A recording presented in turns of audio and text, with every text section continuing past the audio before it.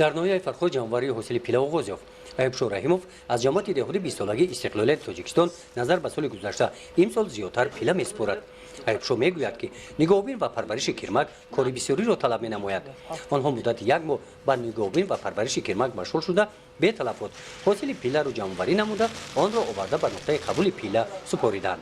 کارش یک ماه زیاده از یک ماه 25-30 روز میکشه. یک چیزی خوبه.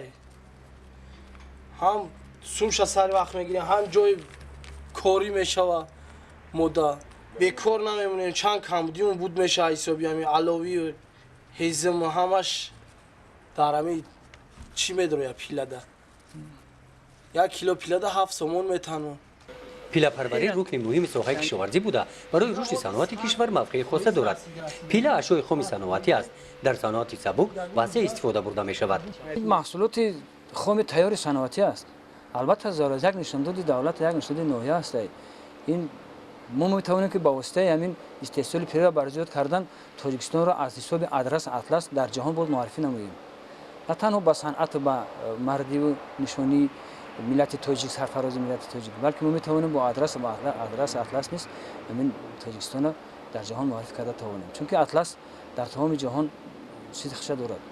در مسیر امساله پیلاکاری جمعیت سهامی شکل اقتصادی ابریشمی ناحیه فرخور از کارخانه واحد دولتی پیلای وزارت صنعت جمهوری تاجیکستان 244 قوطی تخمی پیلای نو خطایی گرفته است.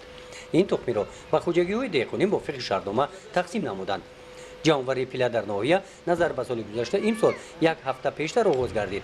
از روی دورنما امسال در ناحیه باید به قدر 16 تن پیلا جمع‌آوری کرده شود. پیلاکاری در جمهوری تاجیکستان تاریخ بسیار قدیمی دارد. باباها و بیبی‌های ما کار کردگیان و از اونها با ما اومدگیان میراث موندگی است.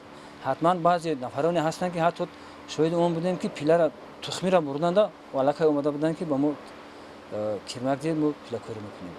و نفرانی هستند که مثلا در جماعت دهات فرخور در دوره شوروی از حساب پیلا ماشین تحفه گرفتگی بودند. هر سال میتونم من دینه همین عبدالحق و جمیله افتادی پیلاکار یک قطعه 76 کیلو پیلا آورده سپردم 19 شد دجاج درصد میندوری بیان کرده رفتیم. در دوام 3 روزی که پیلا قبول کرده شدیم زیاده از تونه پیلا قبول کرده گرفتیم و پیلاکاران در جایش مزد معاشش 7 می به هر یک سر کیلوگرم پیلا داده شده است. نیت داریم که نقشه و ما پیشنهاد شده رو سربلندانه جلو نماییم. ایوب شاه رحیموف بعد از سپردن پیلا مزد مهنتش را از کارخانه گرفته خرسند به خانه برمیگردد. او نیت دارد که سال آینده تخمی را بیشتر گرفته زیادتر پیلا میسپارد. گزارش خواجه نظریف خدای نظر ظهوروف از ناحیه فرخور برای برنامه اطلاعاتی نوید.